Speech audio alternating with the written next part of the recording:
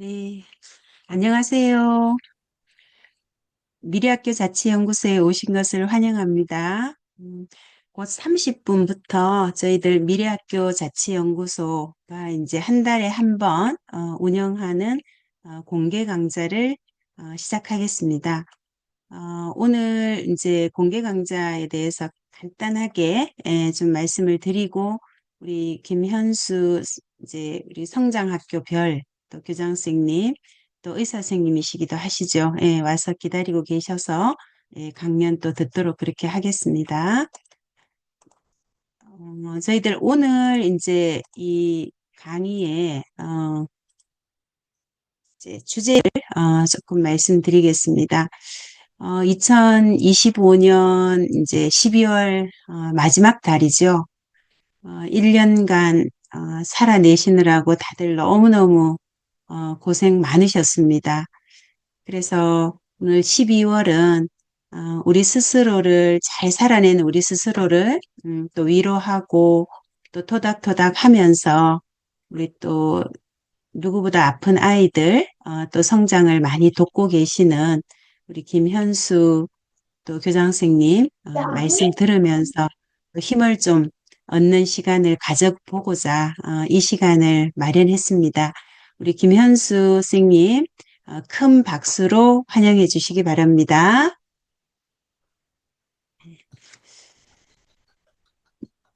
네, 네, 김현수 네, 선생님, 네, 네, 안녕하세요. 감사합니다. 반갑습니다. 네, 오늘 또 초대해 주셔서 고맙습니다. 네, 네, 고맙습니다. 제가 부탁받은 강의는 교사의 마음 건강 이런 주제인데요. 어, 뭐 요즘 여러 가지 상황이나 뭐 뉴스 이런 걸 보면 선생님들 마음이 음, 편안하기는 쉽지 않은 그런 상황이 아닌가 싶어서 네, 걱정인데 제가 화면 공유하고 준비한 얘기를 하는데요. 뭐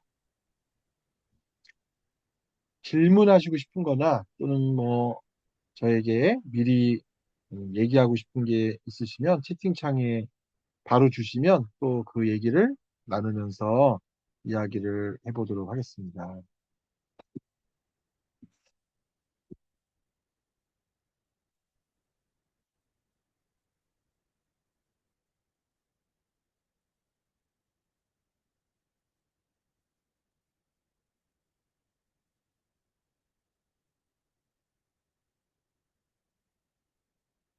네, 제가 최근에 어, 선생님들하고 했던 강의 준비하다가 선생님들과 최근에 강의를 준비하다가 여러 가지 상황에서 지금 적합한 제목이 뭘까 그런 제목을 찾다가 우리나라의 한 철학자 선생님이 음, 강의하시던 주제이고 또 그분의 책 제목이에요.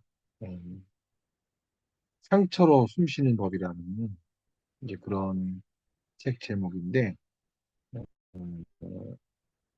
그 제목을 이용해서 어, 현재의 교사들의 상태, 마음 이런 거를 어, 주제로 강의를 했었는데요.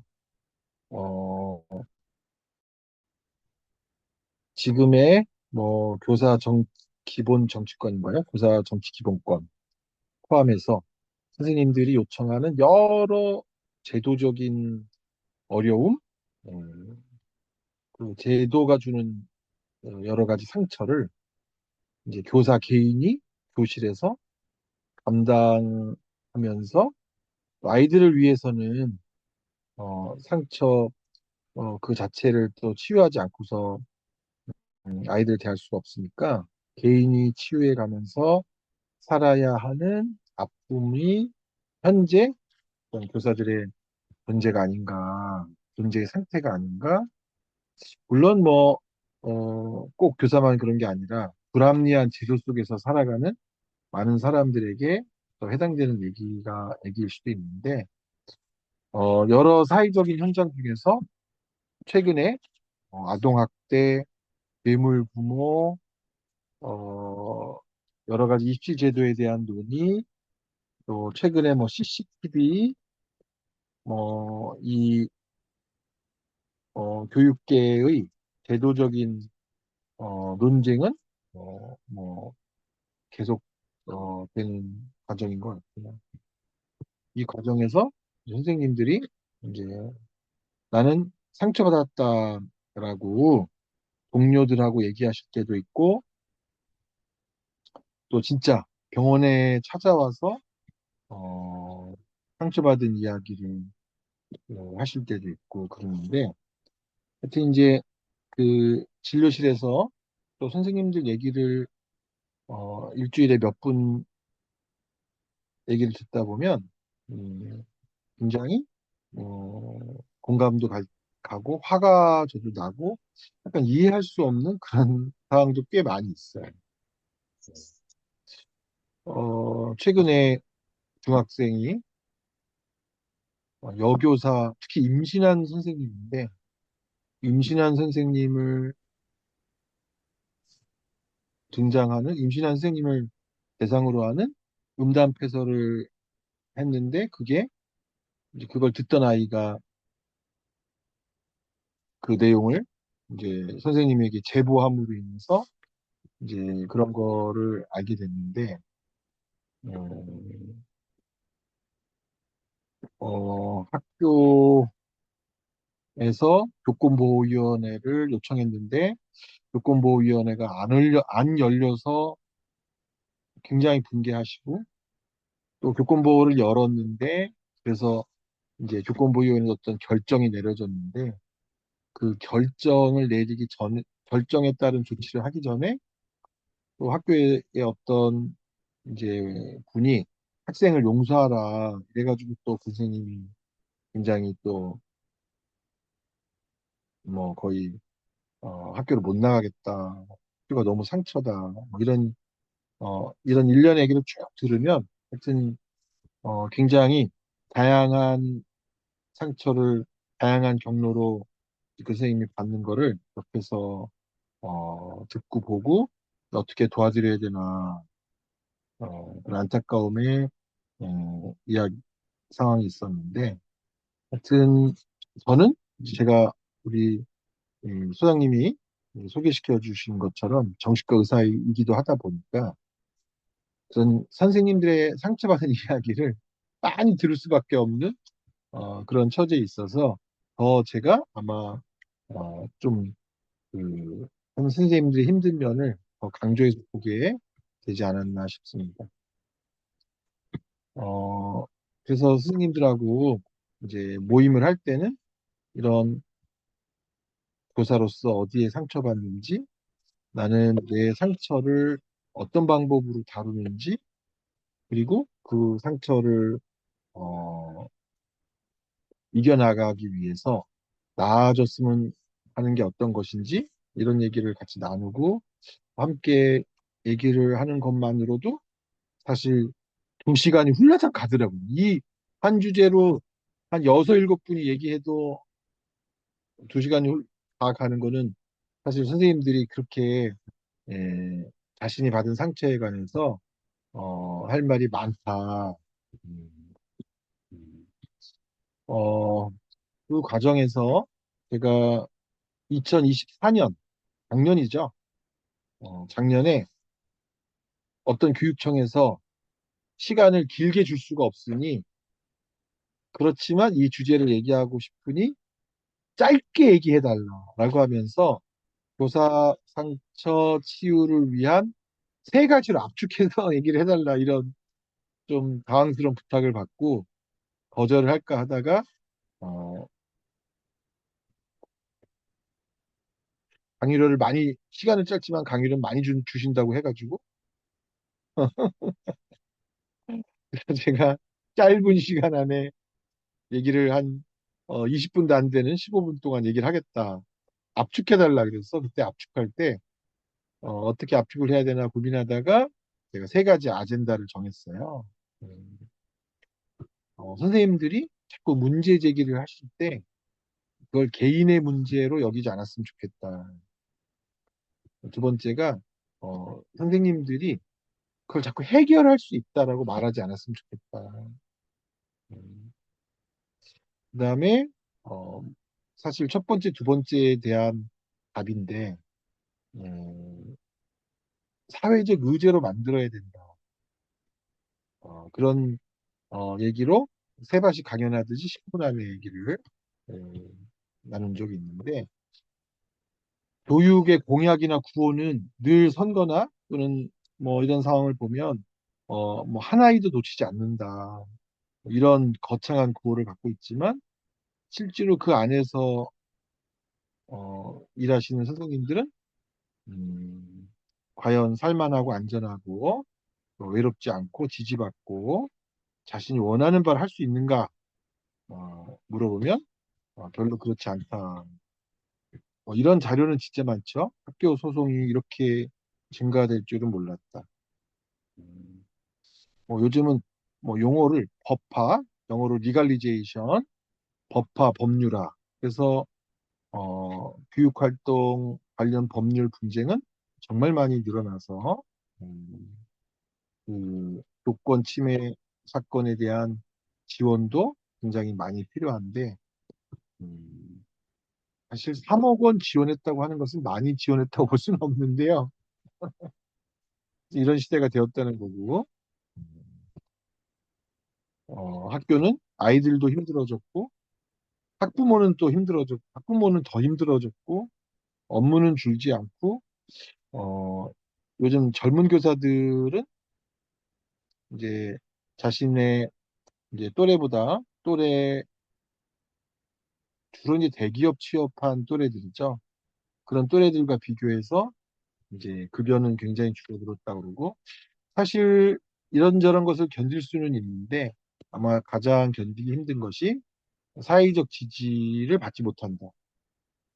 음, 제가 여기 미래학교 자치연구소의 분위기를 잘 모르지만 어, 아마 여러 교원 단체들이 교사 기본 정치권인가요? 그런 걸 얘기했는데 이제 지금 대통령이 국민의 지지를 더 받아야 된다 이런 식으로 말씀하셔서 아마 좀 안타까워했던 선생님들도 있었던 것 같은데 꼭 그런 정치적인 이제 이슈가 아니어도 과연 이제 주변 사람들에게 교사가 사회적 지지를 받는지 그래서 이런 거 때문에 여러 가지 복잡한데 그래서 마치 선생님들한테 자주 듣는 이야기예요. 격리가 되지 않는다. 지뢰밭을 건너는 삶입니다. 아이는 힘들고 괴물부모, 보직은 부담스럽고 자꾸 새로 생기는 업무가 교사를 멍들게 한다. 그래서 상처투성이로 사는 교사의 삶을 살고 있다. 왜 이렇게 됐는가? 이 어려워진 상황에서 교사에게 필요한 것은 무엇인가?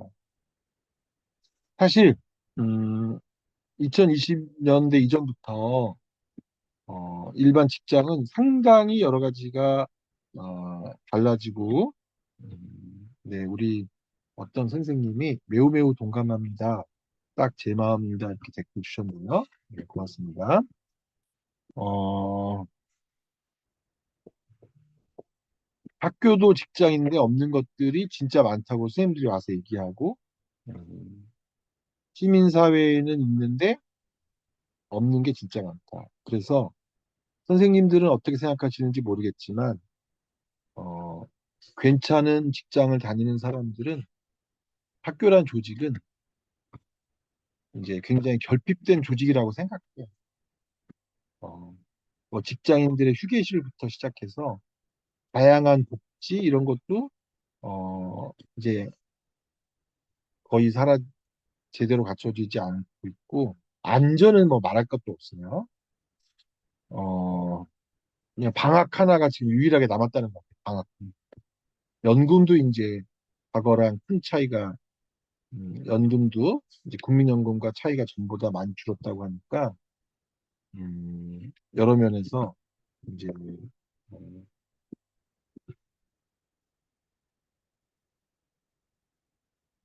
어, 이렇게 된 이유가 이제 제가 아까 세 가지다 말씀드렸는데 뭐 최근에 이제 항마통 가지고도 항마통이 그런 거 하는 거냐 이런 뉴스 아마 다 보셨을 텐데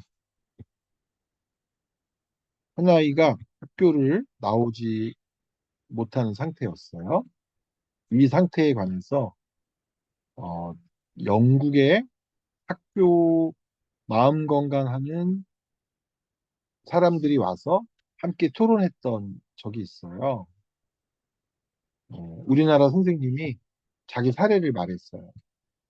초등학교 선생님인데 아이가 학교를 잘 오지 못해서 아침마다 걔를 데리고 등교했다.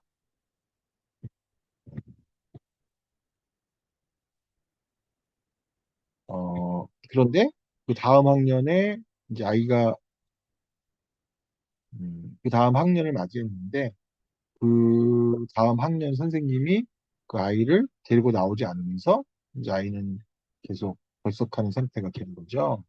음, 이런 상황에서 어떻게 해야 되느냐. 자기가 이 선생님은 나쁜 선생님이 된 분이 질문을 했던 거예요. 나도 그 전년도 4학년 담임처럼 애를 집에 가서 맨날 데리고 와야 되냐. 음, 그런 얘기를 했는데 이제 같이 토론회에 참석한 영국 선생님이 하시는 말씀은 어, 이 선생님은 굉장히 이제 자기가 음, 나쁜 선생님, 그 전에 했던 선생님이 좋은 선생님이라는 이제 평판을 얻고 있어서 어, 당황한 상황이셨는데 그 영국 선생님이 오히려 작년에 그 아이를 데리고 나온 선생님을 이해할 수가 없다. 그게 교사가 할 일이냐? 이런 얘기 하면서 혹시 그 교사가 그 학생과 무슨 친분이 있냐? 아니면 그 교사가 그 학생의 가족으로부터 뭘 받냐? 막 이런 질문을 해서 굉장히 이제 저희가 당혹스럽게 얘기를 했는데, 그거를 왜 교사가 데리고 오냐? 그거는 우리나라식으로 말하면 동주민센터에 말하고 구청에 말하고 어, 그것을 하는 사회적 기구를 찾아야지 그걸 왜 교사가 하냐라고 얘기를 해서 저희랑 상당히 이제 다른 관점으로 얘기를 하는구나 하면서 그날 이제 굉장히 중요한 질문이 지금 당장 아이를 도울 것인가 아니면 그 아이를 도울 시스템을 촉구할 것인가 이제 이렇게 얘기하면서 그 아이를 도울 시스템을 촉구하는 일을 우리가 그동안 너무 하지 않고 그 아이를 그냥 데리고 와서 그날 하루 가르친다 거기에 연연해 하면서 그 아이를 데리고 올 시스템을 만들지 못함으로 인하여 뭐 쉬운 말로 하면 교사가 다 하게 됐다. 음, 그 교사는 개인적으로 선행을 베푼 것으로 만족할 수 있지만 다음 교사는 비난을 받게 되고 그런 아이들을 위한 시스템을 세우는 일은 더 늦어졌다. 이제 이런 얘기를 하게 됐어요. 그래서 굉장히 이제 그런 관점으로 접근을 왜 우리는 하지 못했을까 하는 얘기를 나눈 적이 있는데 사회적 의제화를 해야 된다. 학교에 오게 하는 것은 학교에 학교에 왔는지 안 왔는지 체크하는 것은 학교가 하지만 그 아이를 학교에 오게 하는 것은 가정과 지역사회가 해야 된다.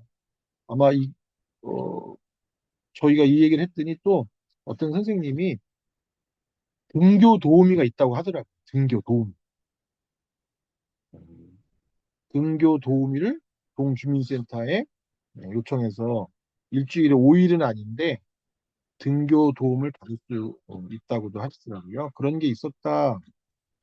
그런 걸 알고 있는 선생님이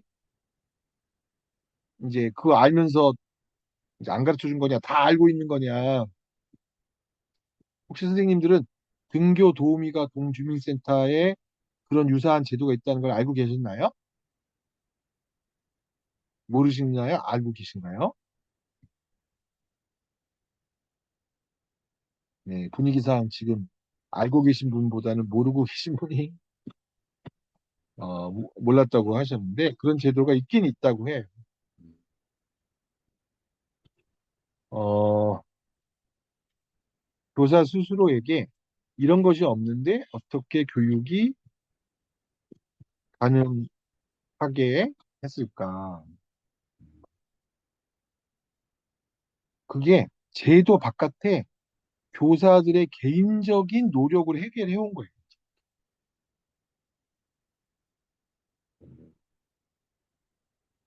지금 교사들의 그런 개인적인 노력이 사라지면 우리 학교의 여러 가지가 사라질 큰 위기에 처하죠. 음, 그런 많은 것들을 제도화했어야 하지 않을까 생각하면서 선생님들이 굉장히 다양한 부담을 안고 있다라고 말씀드릴 수 있고, 그 다음에 하나의 이제 그 직장이라고 하는 개념에서 직장에서 일을 하려면 다양한 지원이 필요하고 다양한 보호가 필요해요. 어, 아마 교사들에 대한 변호사 지원이 교육청 중심으로 시작된 게 4, 5년 안팎인 것 같아요.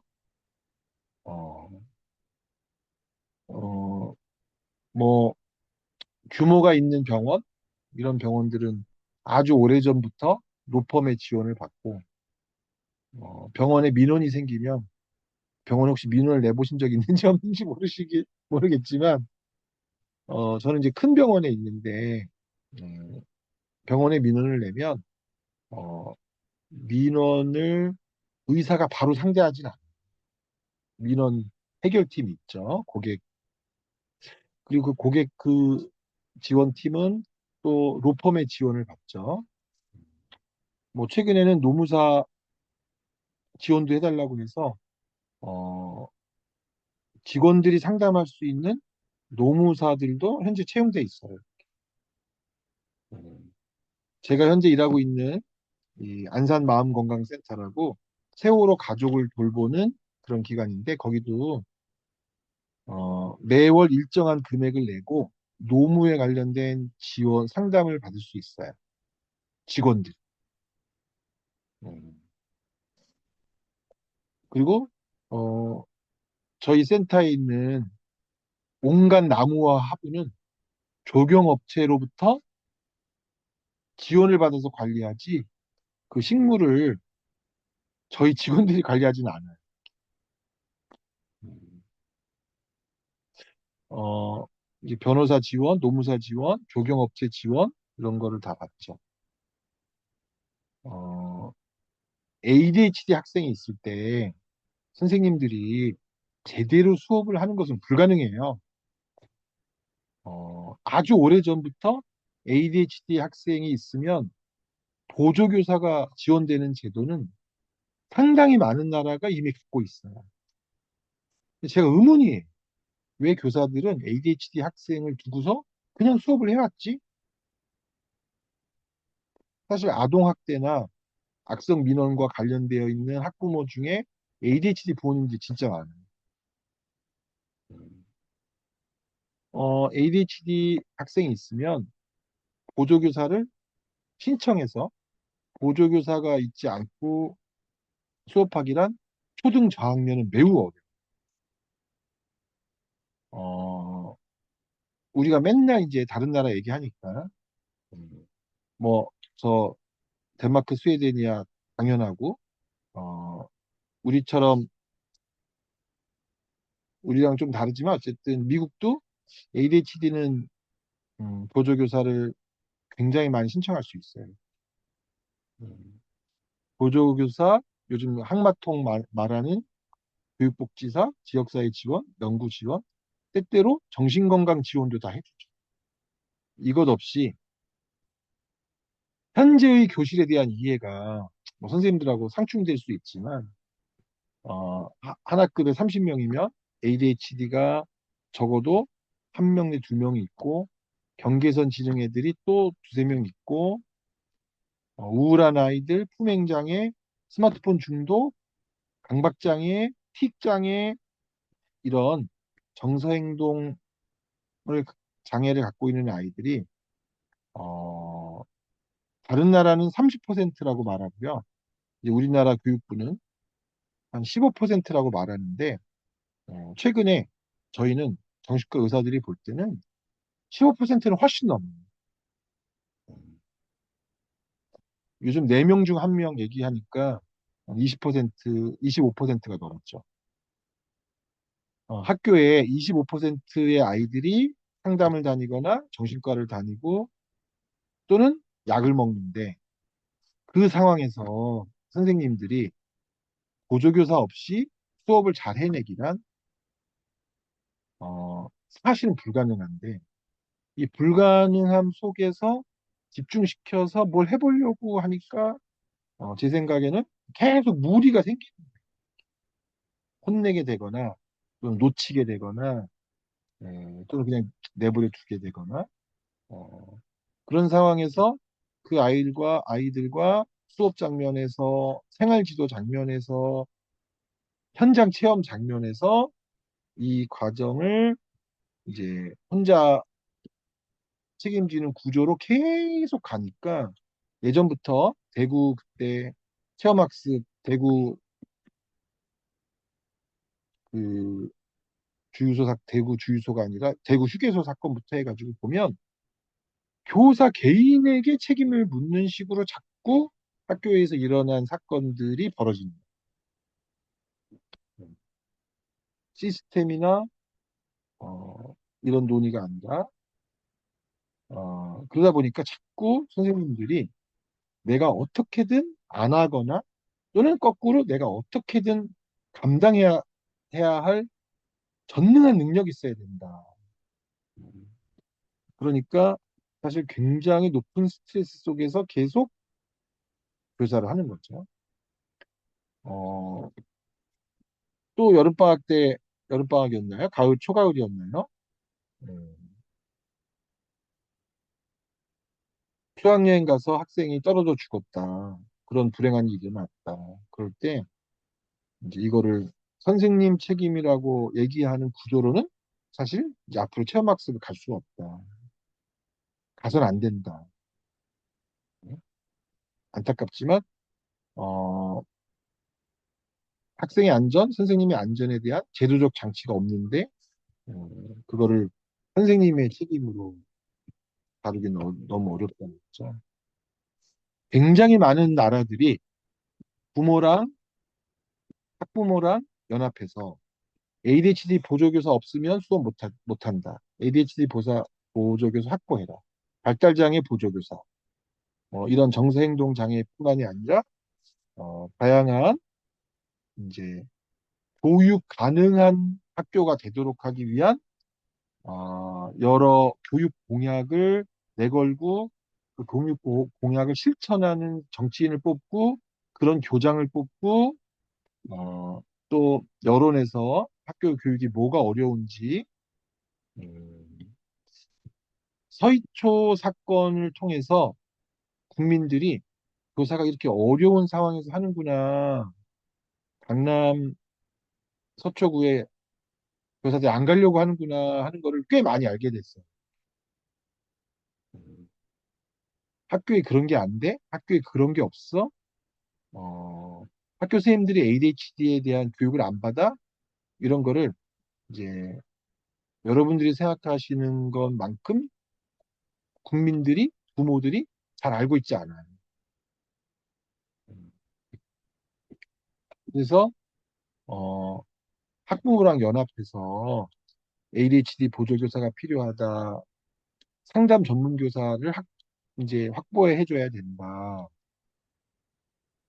특정한 아이들은 수업에 들어올 수 없다. 수업에 들어올 준비가 안 되어 있어서, 다른 도움이 필요하다.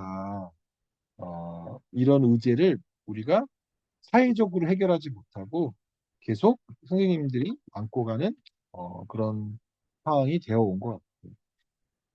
그러면서 이제 어, 과연 학교라는 조직이 다양한 직종의 사람들 또 음, 초등학교랑 중학교랑 또 다르지만 여러 가지 차원에서 이제 협력적인 관계인가 하는 걸 물을 때 또 이게 또 생각만큼 협력적이지 않아요.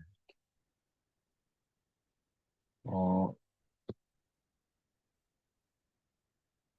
항마통을 포함하여 현재 많은 나라들에서 나오는 정서행동 장애 학생에 대한 모든 대책은 교사가 단독으로 하는 대책은 거의 없어요.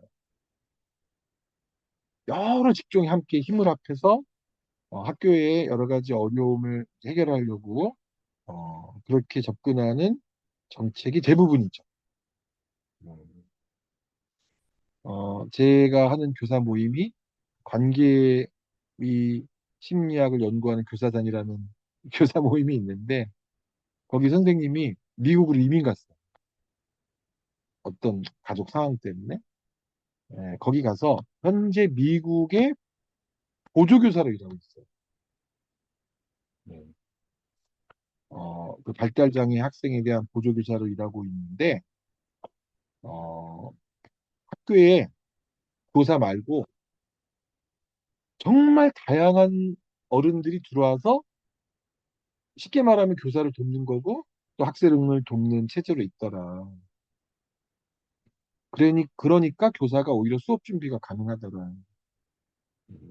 그런 상황인데 지금 우리는 최대한 협력할 수 있는 그런 조직이 없는 상태에서 어, 이제 아이들을 돌봐야 되는 아이들을 가르쳐야 되는 그런 상황이다 보니까 어, 선생님들이 그냥 매일 사고가 안 터지기를 바라는 그런 마음으로 지내는 분들이 많다.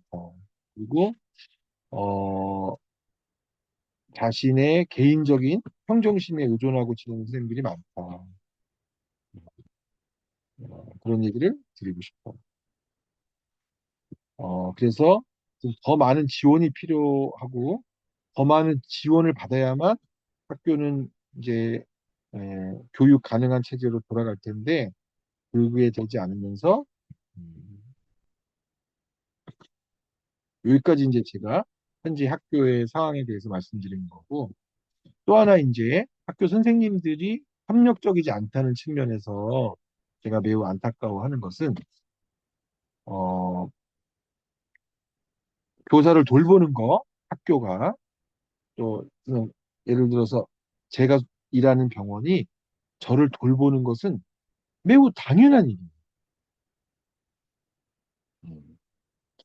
이제 이인숙 선생님이 성남여고라고 이제 선생님의 학교 이름을 써주셨는데 예를 들어서 이런 거예요. 성남여고가 선생님을 돌보냐, 선생님의 직장이 인 학교가 나를 과연 돌보냐. 그렇게 선생님들한테 많이 물어보면 학교가 나를 돌본다라는 느낌은 별로 안 받는다. 내가 학교를 돌보면 돌보지 학교는 나를 안 돌본다. 이제 그런 느낌을 많이 갖고 계신데 어, 그러다 보니까 선생님들이 이제 내가 혼자 일한다 그런 느낌을 진짜 많이 받는 것 같아요. 요즘 이제 이게 주제예요. 돌보는 자들을 사회가 어떻게 돌보느냐. 뭐 간병에 관한 이야기, 통합 돌봄에 관한 이야기. 당장 또 내년부터 국가가 이 돌봄을 이슈로 통합 돌봄이라고 해가지고 이제 다른 사회적 시스템으로서의 돌봄을 이제 도입할 예정인데 여러분들은 누가 돌본다고 생각하시나요? 음, 누가 여러분을 돌봐준다고 돌봐주나요?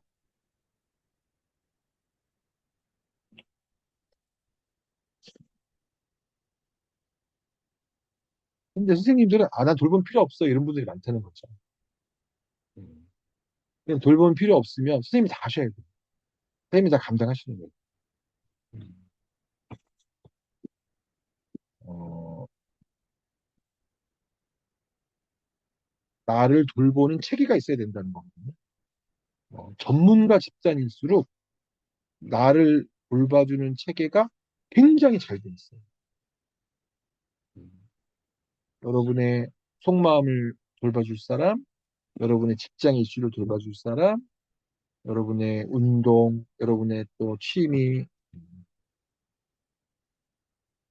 병원에서는 제가 이제 병원에 있으니까 병원과 학교를 비교하기는 어렵지만 요즘 MZ 세대 빨리 그만두고 나가는 걸 막기 위해서 조깅 클럽, 러닝 클럽도 해주고 영화도 한 달에 한 번씩 보여주고 휴게실도 거의 스타벅스급으로 고치고 그 병원 직원들과 소통하면서 이제 최대한 이 병원이라는 직장이 어, 돌봐준다 그런 느낌을 주려고 하죠. 여기 이제 여러 선생님들 중에 혹시 자녀분이 있으실 테니까 자녀분이 좋은 기업에 취업했을 때 그 취업한 자녀가 그 기업으로부터 받는 환대 또 여러 가지 복지에 대한 지원 이런 거 보면 깜짝깜짝 놀랄 때도 있어요. 제가 이제 젊은 교사가 와서 그런 하소연을 할 때가 많이 있어요.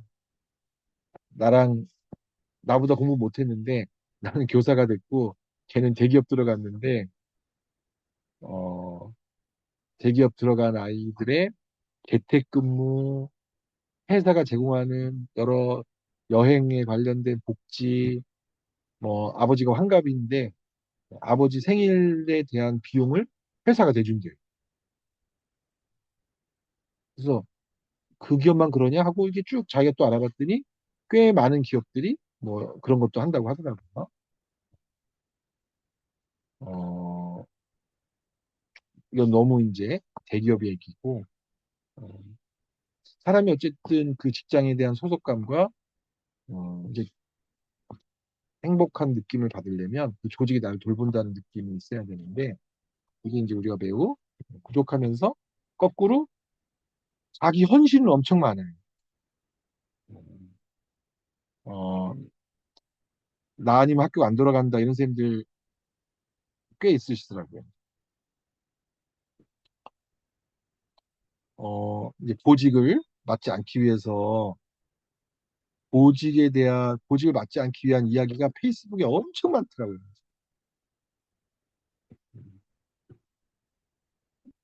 나 없으면 안 돌아가고 얘라고 말하면서 지치고 아니야라고 말하면서 죄책감을 갖는다. 이런 선생님들이 또 진짜 많고요. 음. 학교 교사로서의 업무는 한 가지 일만 해서는 끝나지 않는다. 그리고 이제 내가 맡은 것은 내가 해야 됩니다. 또 어떤 선생님은 어떤 업무에 담당이 되면서 너무 힘들어서 병가를 냈는데 1학기 때 그 행사가 치러져야 되는데 자기가 2학기 때 복학하려고 봤더니 그 행사를 1학기 때 안 했대. 그 선생님이 복직하면 하라고 2학기 때까지 그 행사를 남겨뒀다. 그러면서 굉장히 이제 본인도 사실 양심이 없지만 그 학교도 참 선생님들도 음, 야속하다. 어, 그래서 자기 돌봄 이제 또 서로 돌봄이 참 쉽지가 않은 그런 상태다라고 하는 것을 학교 조직에 대해서 느낄 수 있었어요. 어, 선생님들의 현재 스트레스 상태는 어떤가요? 네, 지금 12월 중순쯤 되니까 방학 카운트한다 이런 사람들 많죠. 음, 나의 스트레스 상태가 이제 어떤지 아이들한테는 늘 사회정서 학습 같은 거 들어오면서 아이들의 감정 상태를 물어봐라. 아이들이 자기 감정 상태를 알아야 된다. 아이들이 감정 조절할 수 있어야 된다. 아이들이 자기 스트레스 조절할 수 있어야 된다. 라고 말을 하는데, 정작 선생님들은 자기 감정을 알고 자기 스트레스를 조절하는 것에 관해서 배웠냐? 음, 이제 계속되는 사회정서 학습의 대두와 그거에 대한 논쟁에서도 어, 교사는 사실 사회정서 학습을 배운 적이 없는데 애들한테 사회정서 학습 어떻게 가르치냐 뭐 그런 이슈도 있어요. 음, 여러분들의 상태가 어떤지, 여러분들은 그런 것을 누군가가 체크해주고 지원해주는지, 음, 어, 선생님들의 몸과 마음의 상태는 잘 알고 계신가요?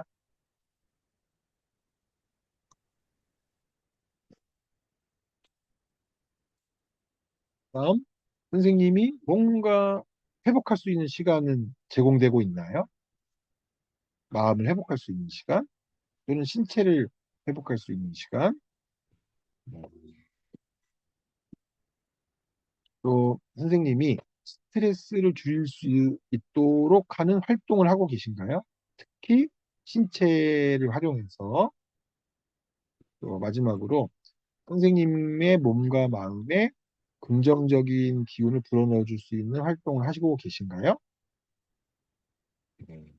이 네 가지가 하버드 경영대학에서 직장인들이 소진되지 않도록 체크하는 아주 중요한 이슈라고 소개를 한 네 가지 자기 돌봄의 중요한 이슈들인데 아마 제일 중요한 게 뭐냐 물어보시면 제일 중요한 게 뭔지는 다 아실 것 같아요.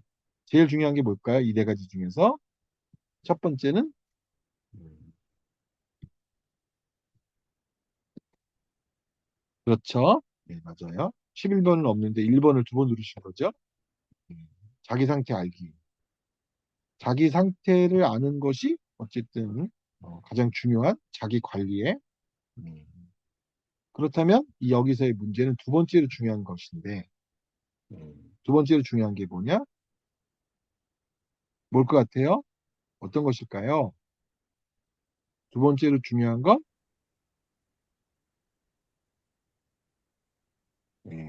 어유 맞았어요, 선생님. 4번입니다.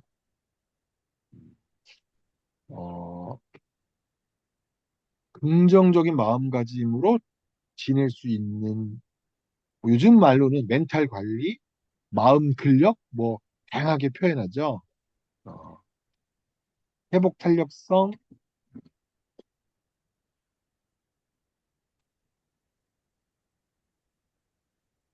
건강한 비교적 건강하고 긍정적인 정신을 갖고 지낼 수 있는 게 소진되지 않는 게 되게 중요하다.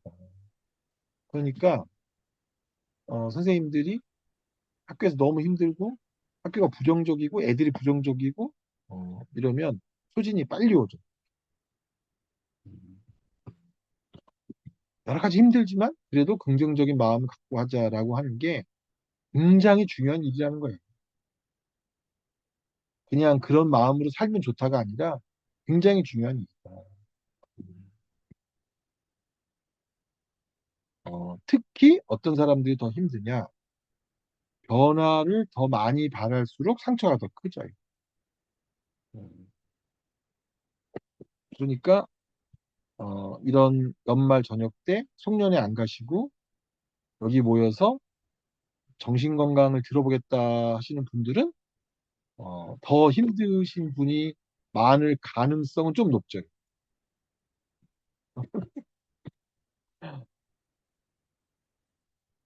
네. 우리들이라고 우리 김지현 쌤이 있는데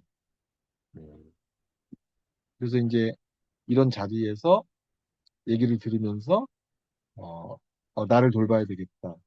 근데 나를 돌보겠다라고 하는 게 내가 돌보는 게 아니라 나를 돌보는 사람을 마련하는 게 진짜 중요해요.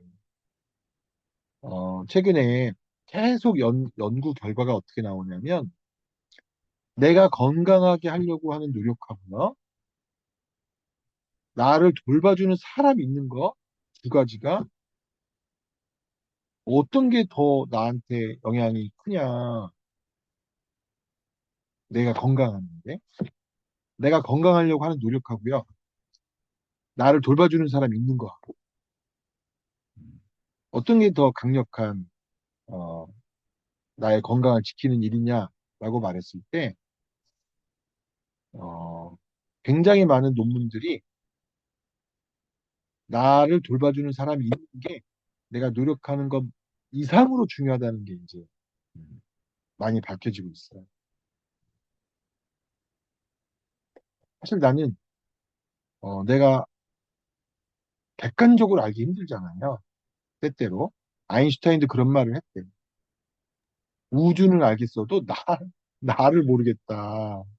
그런 말을 자기 객관화가 우주를 아는 것보다 더 어렵다. 이런 얘기 했대는데.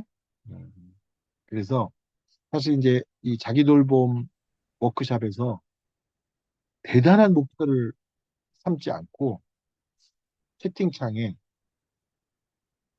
나 말고 나를 돌보는 사람 한 사람을 이름을 써라 하는 것만으로도 굉장히 큰 자기 돌봄 체계가 마련되고 또 그 사람을 하나 만들어야 되겠다 신경 써서 또 하나 만드시고 이러면서 굉장히 지지받는 경험을 한다면 뭐 책을 읽는 것 이상의 큰 도움이 되더라. 음. 박형군 선생님은 선생님을 돌봐주는 누군가 있으신가요? 나를 돌봐준다. 예, 있습니다. 아, 누가 있으세요? 예, 가족도 있고요. 네. 음, 예, 동료도 있고요. 네. 예. 네. 근데, 아, 예, 네. 그렇지 않은 사람도 있어서, 예, 네. 상처 주는 사람도 있죠. 네.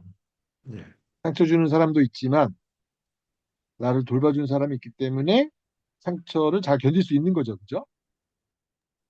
예, 네. 큰 도움이 됩니다. 네. 어, 나를 돌봐주는 사람이 있는 것이 내가 개인적으로 노력하는 것보다 더 중요하다라고 말씀을 드리면서 특히 이제 제가 병원에 상담 받으러 오는 선생님들의 특징이 있어요. 상처받은 교사들의 특징이 있어요. 그 첫 번째가 마치 자기 일처럼 듣는 선생님들. 뭐 약간 다른 표현으로 거리 두기가 잘 안 되는 선생님들. 그래서 제가 항상 그 선생님들한테 떨어져 들어라 라고 말하죠. 음. 그가 나에게 말하고 있는 것이 아니라 세상에 대하고 말하고 있는 거다. 학부가 선생님을 겨냥해서 말하는 게 아니다. 그런데 만약에 어, 마음의 건강 상태가 좋지 않은 분들은 와서 뭐라고 말씀하시냐면 뉴스만 봐도 나한테 뭐라고 하는 것 같다. 전부 다 나를 공격하는 것 같다. 이럴 때 마음이 약해진 상태다. 또 그래서 내가 뭔가 답을 해야 될 것 같다. 라고 느끼는 것도 음, 내가 이제 마음이 약해진 상태다.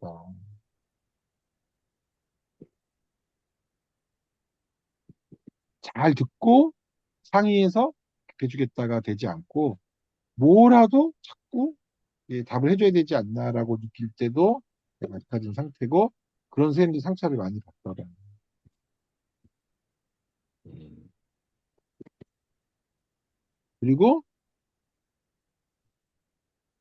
그런 얘기를 별거 아니지만요. 별거 아니지만 아니 어떤 학부모가 나한테 이렇게 말하대? 라고 말하는 선생님은 건강해요. 교무실에서 아니 이런 학부모가 있다. 이런 또 뭐 누가 있다라고 말하는 분은 건강한데 사실 걱정이 되는 분들은 병원에 와서만 얘기하는 분이 걱정돼요. 그리고 우리가 스트레스 쌓인 것을 언어화하는 게 되게 중요하거든요. 언어화. 스트레스의 언어화. 스트레스를 감정으로 가져가서 마음에 쌓아두면 병이 되죠. 근데 그거를 언어로 풀 수 있는 자기가 필요해요. 어, 많은 분들이 맨날 슬프고 우울하고 화난 이야기만 듣는 정신과 의사들은 스트레스 어떻게 푸냐 물어보셔요. 저희는 어떻게 스트레스를 푸냐면 저희는 모여서 떠들어서 스트레스 풀어요. 무슨 컨퍼런스, 무슨 학회, 무슨 세미나 이런 시간에 매우 학술적인 이야기도 좀 하지만 많은 이야기는 이상한 환자다, 이상한 보호자다, 이런 환자가 있다. 그래서 이제 어떤 분이 이제 객관적으로 우리가 이게 지금 학술 세미나냐 뒷담화 까기냐 막 할 정도로 우리가 경험하는 어려운 환자들에 관한 이야기를 서로 나누면서 어, 서로의 경험도 나누고 또 누군가의 도움도 받지만 이런 것을 언어화하면서 쌓이지 않게 하는 이럴 때 혼자 우는 선생님. 선생님도 와서 뭐라 그러냐면은 아무 얘기도 하지 못했고 혼자 많이 울었다라고 말해요. 사실 오늘도 학생이 자살해서 현재 휴직한 선생님을 상담하고 있는데 그 선생님들 맨날 혼자 울었다고. 혼자 울면 병이 되고 같이 울면 애도가 돼요. 그래서 혼자 울면 병이 된다는 거고요. 또 이거를 나의 부족이라고 하면 당연히 우울해지죠. 나의 부족이라는 말은 겸손한 의미도 있지만 자기에게 공격적인 의미도 있어요. 나를 공격하는 거죠. 어, 우리가 이제 누구를 때리고 누구를 혼내는 것만 공격적인 게 아니라 나를 비난하는 것도 매우 공격적인 일이에요. 나에게 공격적인 일. 나를 비난하는 거.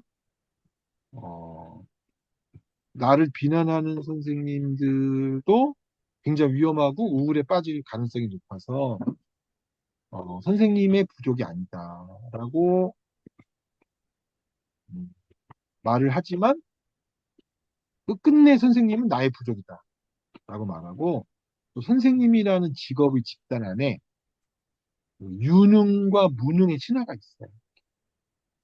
그래서 자신이 무능한 교사가 됐다는 거에 대한 아주 큰 낭패감을 더 예민하게 선생님들이 받아들이고 이제 우울에 빠진다. 음. 그리고 그래 나 이상으로 학생이나 동료를 챙긴다. 나 이상으로 교감 선생님 병인 것 같아요. 교감 선생님들의 병. 아무도 비난하지 못하고 사람들만 챙기다가 자기만 우울에 빠지는 거. 음. 착한 교감 선생님들이 어,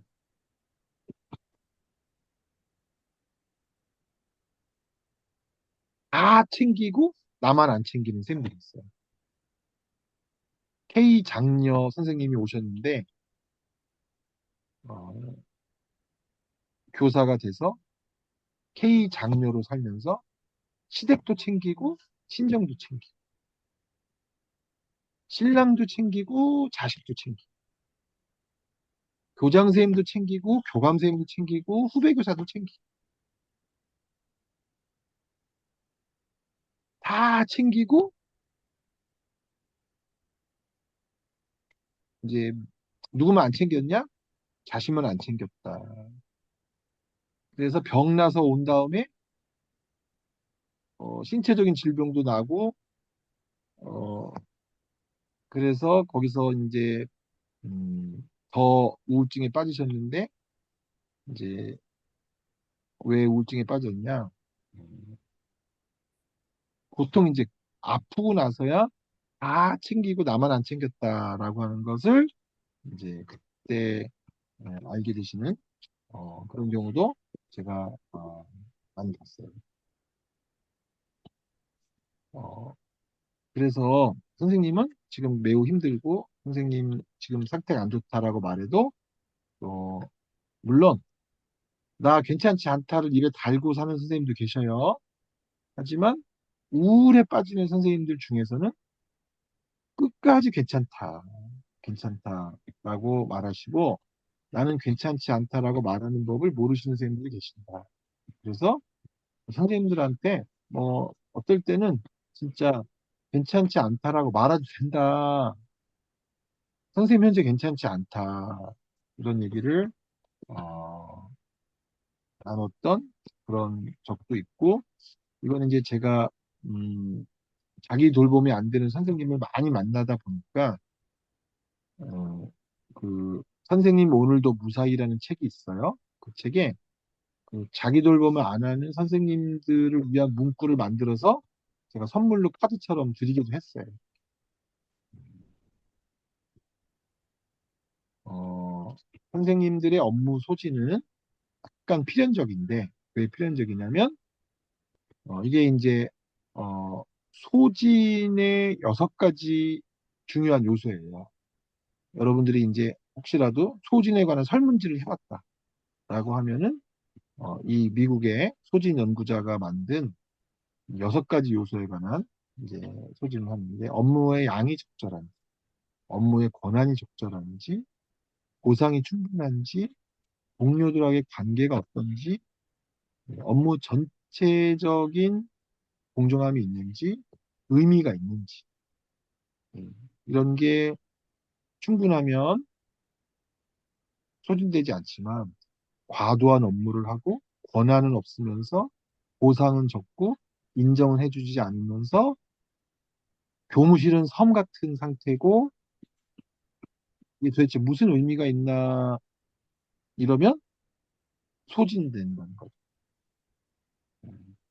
그러니까 업무를 적절하게 권한을 갖고 인정과 보상을 받으면서 공효성을 회복하는 그리고 이 전반적인 운영이 공정하고 이렇게 힘들지만 이게 의미가 있다라는 이제 그런 느낌을 갖는 게 되게 중요한데 예전에는 그래도 학생들에 대한 보람으로 하셨다 그랬는데 최근에 부모도 배신을 때리지만 학생도 선생님과 관계를 맺지 못한 학생들이 때로는 선생님을 신고하고 선생님의 교권을 침해하고 얼마 전에 세종에 갔다 왔는데 음, 학교 선생님이 정치적 중립을 안 지켰다고 신고하고 뭐 대단한 이야기 하지 않았지만 그냥 이런 과정에서 이제 자기가 사제관계가 더 이상 의미가 없는 것 같다 이렇게 느끼면 빨리 지치고 빨리 늙어버린다 이런 얘기를 또 같이 나눴던 적이 있어요. 네. 아까 말씀드렸던 넘어가고 그래서 이 지치지 않으면서 나 자신을 잘 돌보고 일한다는 게 중요한데 어, 선생님은 혼자가 아니다. 학교란 체계 안에서 같이 풀어가야 된다. 두 번째, 선생님도 경계가 있어야 된다. 아무리 힘든 아이나 부모가 도움을 줘야 되지만 선생님의 삶을 망가뜨리면서 도와줄 수 없다. 선생님은 어른이고 때로 부모 같은 역할을 할 수 있지만 부모는 아니다. 또 선생님이 모든 아이를 다 도와줄 수가 없어요. 음, 외부의 도움을 요청할 수밖에 없어요. 가족들의 도움을 요청할 수밖에 없는데 이런 것이 잘 되지 않고 이 모든 걸 선생님이 감당하면 학교를 떠나게 됩니다. 그래서 지금 이 글은 학교를 떠난 조안나 크롭이라는 사람이 자신의 경험을 바탕으로 caring without tiring 어떻게 지치지 않고 아이들을 잘 돌보고 자신을 돌볼 수 있는가라는 블로그 글을 제가 요약한 건데 이 블로그 글은 몇백만 회의 조회를 선생님들에게 얻었던 유명한 글이라고 합니다. 일단은 제가 여기까지 말씀드리고 선생님들의 질문이나 또 선생님들의 얘기를 듣고 뒷부분을 좀 더 하고 얘기를 하거나 하는 게 더 좋을 것 같아요. 이제 약간 지루하거나 졸리실 때가 딱 돼서 선생님들의 질문이나 지금까지 얘기하거나 선생님의 뭐 코멘트나 선생님의 경험 이런 걸 저도 좀 같이 듣고 이야기 나누도록 하겠습니다. 아니면 쉬는 시간을 하나요? 우리 아니요, 제가 쉬는 분위기 시간 내려가서. 없이, 예, 쭉 네네. 이어가려고 합니다. 네, 네. 말씀 감사합니다. 우리 김현수 선생님 말씀 듣는 것만으로도 많은 위로가 됩니다. 지금 이제 함께 하고 계시는 분들 중에서 우리 정말로 귀하게 어렵게 모셨거든요. 예, 한번 좀 나누고 싶은 이야기 있으시면 또 나누어 주시면 좋겠습니다.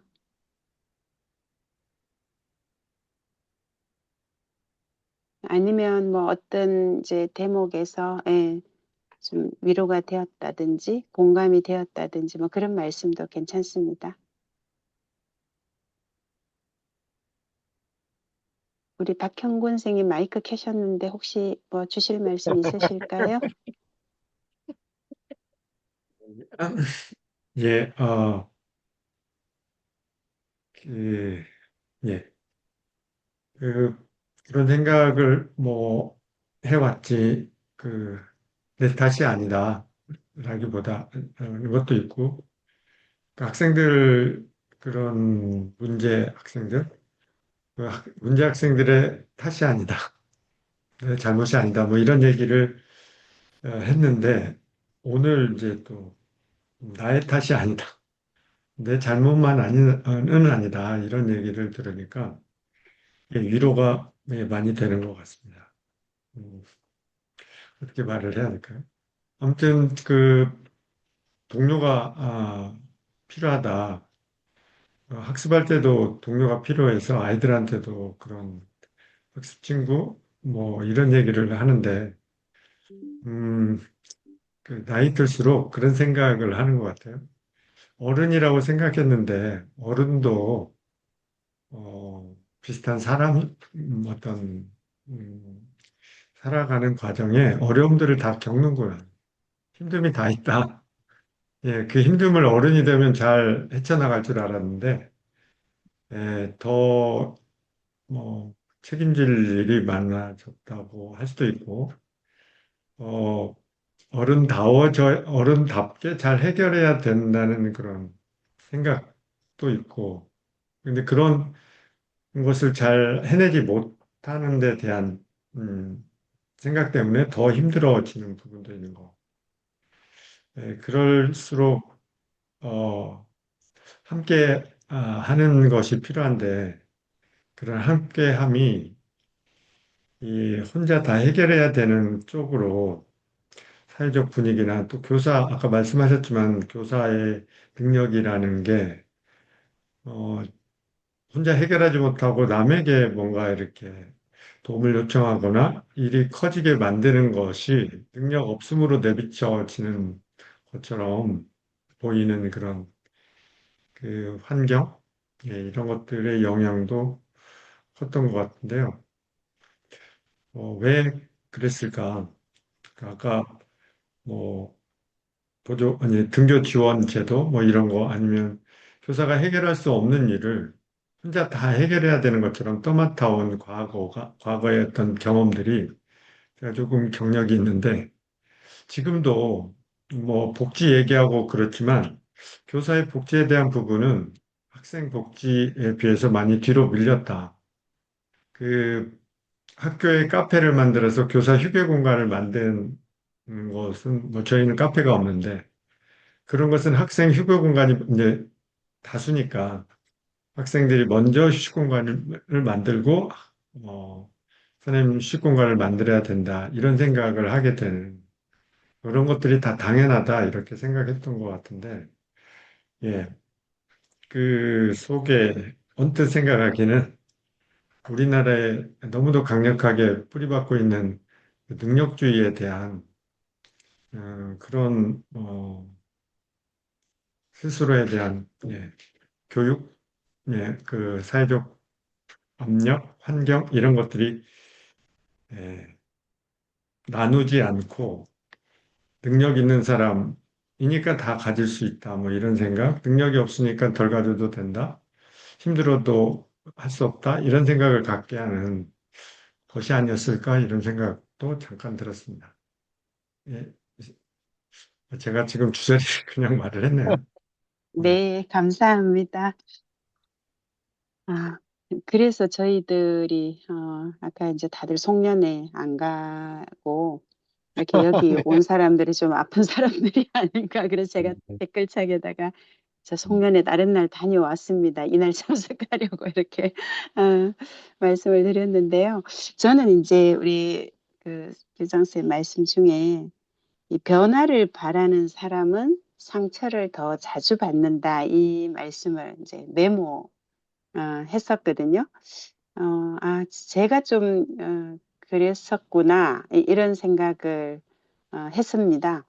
그러니까 이제 미래학교 자치연구소의 비전이 우리 저희들 이렇게 이제 배우고 또 실천하고 또 나부터 먼저 시작하고 또 혼자가 아니라 함께. 그래서 이제 미래학교 자치연구소에 오시는 선생님들은 학교에서는 같이 학습할 동료 찾기가 참 힘들다. 이제 이런 말씀, 그리고 누구한테 말을 건네야 될지 모르겠다. 다 혼자 이제 이렇게 섬으로 다 바라지만 말하지 못하는 이제 점점 공동체는 이제 이렇게 공동체성을 잃어가고 혼자 외롭고 힘들지만 또 손도 내밀지 못하는 이제 그런 상황이다 하는 생각이 굉장히 많이 들거든요. 그러면서 이제 저도 그런 학교 안에서의 변화를 또 만들고자도 시도하지만 굉장히 많은 한계에 부딪히고 그래서 같은 생각을 또 가진 사람들과 여기서 함께 하려고 또 이리 미래학교 자치연구소라는 우리 공동체를 만들어서 같이 고민하고 이렇게 하고 있는데 그러다 보니까 이제 변화를 꿈꾸는 거죠. 우리가 좀 더 나은 세상, 나도 더 나은 세상에 살고 싶고 또 우리 아이들도 더 나은 세상에 살게 하려면 아까 시스템이란 말씀 이제 또 처음에 주셨잖아요. 그게 나 혼자 뭐 애쓴다고 되어지는 게 아니고 이제 뭐 학생의 돌봄 또 교사의 돌봄도 시스템으로 만들어질 때 지속 가능한 이제 또 그런 부분들이 있어서 그랬을 때 사람들이 안 움직여지는 것에 대한 그런 서운함 왜 이제 이런 것들이 있을 때 좀 저도 상처가 되었는데 어느 날 이제 그런 것들을 조금씩 내려놓기 시작을 했던 것 같아요. 그러니까 이제 처음에 자기 자신을 아는 거, 그다음에 긍정의 마음, 이제 이런 것들이 오히려 그러니까 그 사람이 나한테 사실은 상처를 주려고 했던 게 아닌데 나의 생각과 이런 것들로 내가 상처를 받는 것이라는 생각을 점점 많이 하게 되었던 것 같아요. 그래서 결국은 이제 이 바라는 끊임없이 누구한테 바랄 것이 아니라 그냥 내가 할 수 있는 부분 하면서 또 그렇게 하는 사람들이 점점 많아지면 그게 목소리가 되고 또 제도의 변화, 시스템을 만들어 갈 수 있지 않을까 하는 생각들을 또 했었습니다. 네. 네, 고맙습니다. 그리고 네. 채팅창에도 또 네네. 지금 세상에. 말씀 올려주신 분들 계시네요. 네. 우리 김희정 선생님께서 귀한 말씀 감사합니다. 노트북 마이크가 안 되어 채스로 질문 드립니다. 교사가 다 책임을 느낄 필요는 없다는 말씀이 많이 와닿았습니다. 그런데 그런 생각의 전환이 쉽지 않더라고요. 교장, 교감한테도 노를 못하고 연습이 많이 필요한 것 같습니다. 생각의 연습을 할 수 있는 방법이 있을까요? 이렇게 말씀 주셨습니다. 네. 저희가 관계를 깨뜨리지 않고 필요한 주장을 하는 것을 확실히 힘들어하는 거예요. 주장을 하면 어떤 관계가 깨지거나 어떤 제안을 해도 굉장히 이제 불편해하는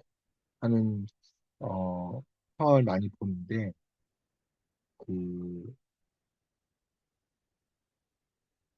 그냥 약간 얘기를 좀 이어서 사회정서 학습을 주제를 고르는데 이제 굉장히 선생님들한테 인기 있는 주제가 여러 주제 중에서 뜻밖의 거절이더라고요. 거절. 음. 그래서 거절에 관한 수업을 만들어 보자. 그런 논의가 나왔는데, 그래서 이거 나라마다 교육과정에서 거절을 주제로 가르치는 수업이 있어? 하고 거절에 관한 수업을 찾아봤더니 없을 줄 알았는데 거절에 관한 수업이 되게 많은 거예요. 영국의 교육과정이 바뀌면서 관계 기반 교육과정이라고 하는 게 전학년에 걸쳐서 생겼대요. 우리가 지금 사회정서 학습 전체 학년에 걸쳐서 다 17차시 하라, 15차시 하라 하는 것처럼 영국의 관계 기반 교육과정의 커리큘럼 안에 거절을 주제로 한 커리큘럼이 굉장히 많아요. 학생들에게 거절하기를 가르친다는 거. 담배를 권할 때 거절하기. 나쁜 짓을 할 때 거절하기. 또 부당한 것을 요청할 때 거절하기. 근데 그 거절을 불편해하지 않도록 어, 나쁜 것을 거절하는 것부터 관- 관계상의 어떤 제한을 거절하는 것까지 음, 그래서 이제 거절이 꼭 나쁜 건 아니다. 음,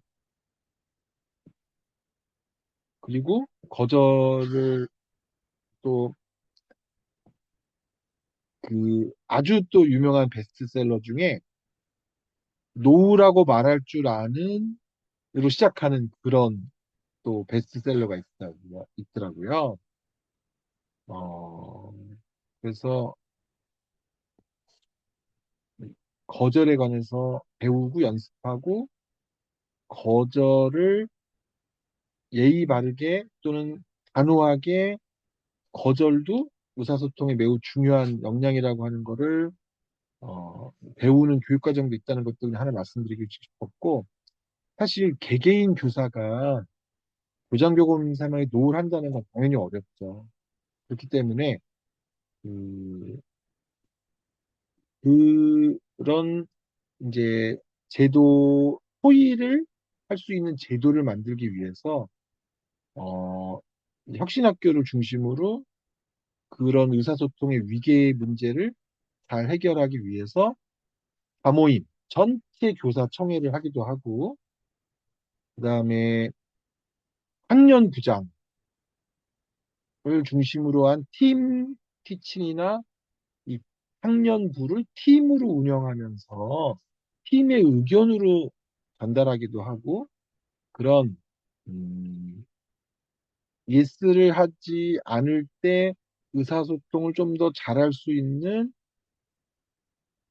학교의 회의 구조나 토론 구조가 있는 것은 되게 중요한 것 같은데, 음, 제가 봤을 때 그런 학교의 보호사들이 의견을 낼 수 있는 구조가 그렇게 쉽지 않은 것 같아서 저는 이제 학교 안에서 선생님들이 행복해지려면 저는 학교 교사회가 되게 중요하다고 생각하고요.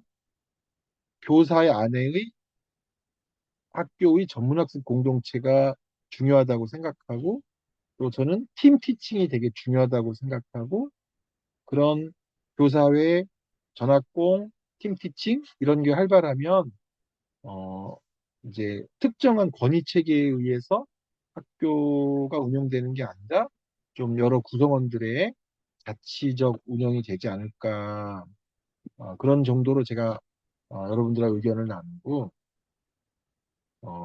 그다음 다음 선생님이 이제 사실 개인화 전능화를 통해서 하는데 사회적 아젠다로 만드는 게 쉽지는 않다. 그럼 너무나 맞는 말씀이에요.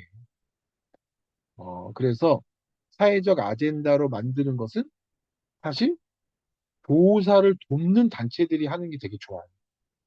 그런데 여기서 우리가 만나는 불행이 있는데 어떤 현재는 불행한 것이 뭐냐면, 미국이나 다른 많은 나라들이 교사가 바라는 것을 학교가 가능하도록 정책을 만드는 사람들이 교사 출신 국회의원이거나 교사 출신 학부모, 사실 교사도 학부모들이잖아요. 그래서 미국은 그 정책을 제일 많이 위반하는 그룹이 PTA라는 단체래요. PTA. PTA가 Parent Teacher Association이거든요. 우리는 지금 너무나 교사가 학부모가 마치 적대적인 것처럼 비춰지는데, 어, ADHD 부모님들이 ADHD 부모 협회를 만들어요. ADHD 부모님들이 학교 가서 봤더니 ADHD 내 자녀를 가지고 선생님들이 쩔쩔매. 도저히 내 아이만 봐라고 해줄 수가 없어. 그래서 그 부모님들이 내 자녀가 애들한테 방해가 안 되고 선생님한테 또 방해가 안 되고 하기 위해서는 우리 아이를 위한 보조교사를 써라라고 교육청에 주장하고 교육부에 주장해야 되는데, 현재는 우리가 그런 부모협회가 없다는 거, 교사를 돕는, 사실 본질적으로 아이를 돕기 위해서 그런 거죠. 그런 교사 출신 국회의원, 교사를 돕는 부모협회, 이런 게 만들어지기를 바라는데, 역사적으로는 그런 부모협회들이 출연을 하더라고요. 지금 뭐 발달장애 부모협회 이런 데서도 특수교육을 확대하거나 특수학교를 증설하면서 어 이제 자기 자녀를 위해서, 하지만 또 선생님에게도 도움이 되는 그런 일들을 이제 만들어 가고 있는데, 아마 그런 점에서 앞으로 여러 선생님들의 의견을 모은 뭐 노동조합을 포함해서 교사회나 교사단체, 이런 분들의 활약이 더 중요하지 않을까 생각을 하고요. 어, 이 교사의 개인화 전능화를 당연히 여기는 분들이, 이게 굉장히 개인주의 신화고 전능화 신화인데, 이제 이렇게 되면 아마 많은 분들이 교사를 안 할 거예요. 그래서 지금 우리는 아직까지 괜찮지만, 하지만 여전히 사실 우리도, 제가 어떤 학교를 봤는데 기간제 교사 비율이 제가 생각한 것보다 훨씬 더 높더라고요. 가까운 일본이 거의 10년 동안 교사 부족이에요. 교사 정원을 다 채우지 못해요. 어, 교사 너무 힘들기 때문에 안 하려고 하는 거예요.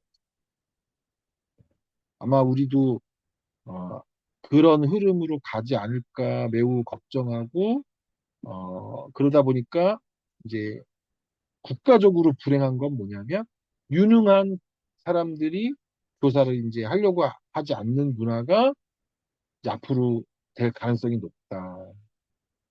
그래서 이제 저는 깜짝 놀랐는데요. 스웨덴, 핀란드 이런 나라들이 어, 교사들의, 말하자면 이제 교원대학이나 사범대학을 오는 학생들의 수준이 높으냐? 전혀 그렇지 않대요. 네. 그래서 그런 교원대, 사범대의 교수님들이 양질의 학생이 오도록 설명회를 다니고 막 한다고 그러시더라고요. 제가 스웨덴 선생님한테 얘기를 들어보니까, 음, 어, 이제 만약에 그런 개인화 전능화 신화에 의존하면 결국 이제 많은 아이들이 음, 그럴 것이다. 결국 교원이 부족해지고 교원을 하지 않을 것이다. 그런 그렇게 안 됐으면 하는 바람이지만 그럴 가능성이 꽤 있다는 거고요. 네, 이런 제도적인 이야기 말고 우리 서영석 선생님이 긍정 마인드의 중요성을 말씀해 주셨는데, 네, 이미 성품이 굳어진 성인의 경우 어떡하냐라고 말씀하셨는데요. 이게 매우 흥미롭고 재미있는 주제인데, 성격은 고착되는데요. 사회 기술과 품성은 고착되지 않는다가 과학적 이론. 긍정 마인드의 를 갖기 위한 노력을 하시면은 긍정 마인드를 발휘할 수 있다. 학습된 낙관주의, 학습된 근면성, 이 그래서 성품이 굳어졌지만 품성은 상상할 수 있다. 이렇게 말하고요.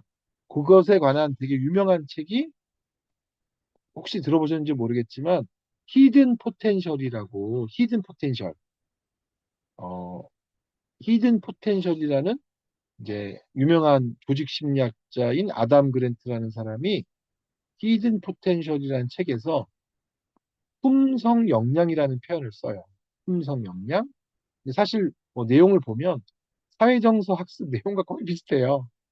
어, 그 사람의 습관, 어떤 그 기질은 이제 더 고착이 많이 됐지만, 그 사람이 태도나 기술은 연습해서 나아질 수 있다. 그래서 긍정 마인드도 연습해서 나아질 수 있다.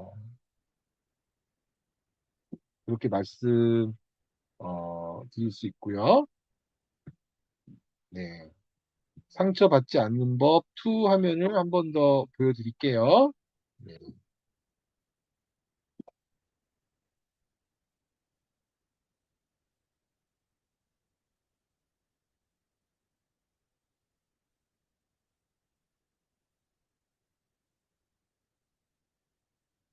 이거 말씀하시나요?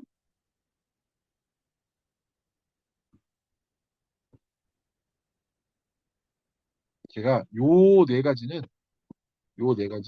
사실 이제 원래 슬라이드 제목을 빠뜨렸는데, 우울해지는 선생님들에 관한 이야기예요.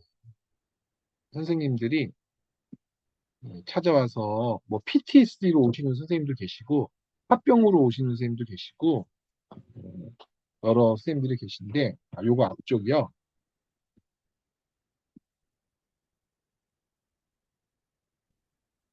요거요.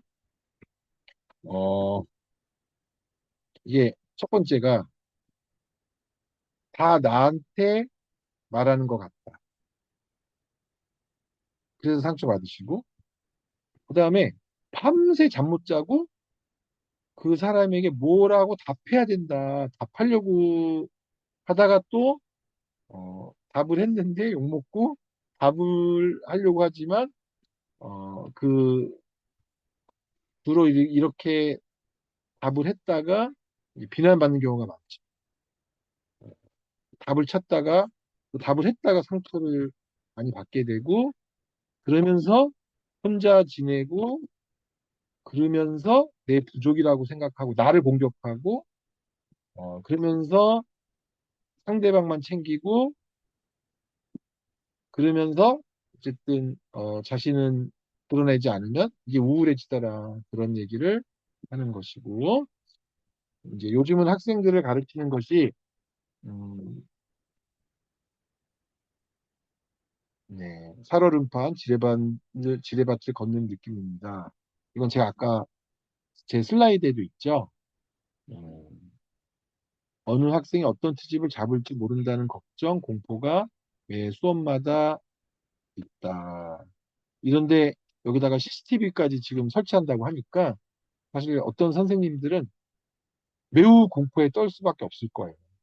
자기의 뭐 잘하는 면도 있지만 때때로 학생들이 어떤 이야기를 했을 때 당황하는 장면도 모두 CCTV에 찍히겠죠.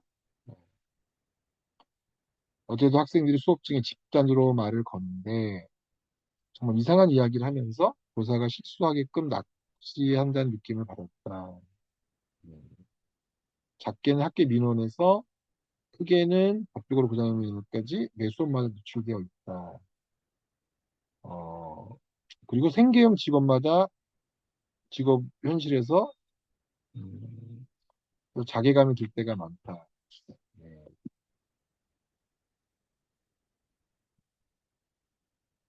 어, 그래서 제가 이제 상처로 숨쉬는 법이라는 제목이 그 나온 거죠. 음,